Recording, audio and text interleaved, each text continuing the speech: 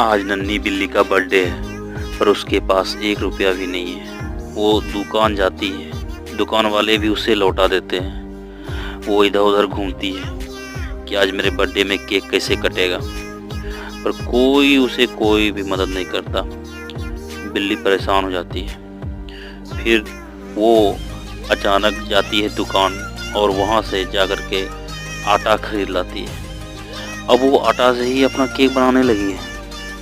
फिर वो इतना सुंदर केक बना लेती है कि उसके सारे साथी आते हैं। फिर उस केक को देख कर के बहुत खुश हो जाते हैं। फिर वो बनाना शुरू करती है। तब तक में उसकी माँ एक पैकेट में बड़ा सा केक लेकर के आती है।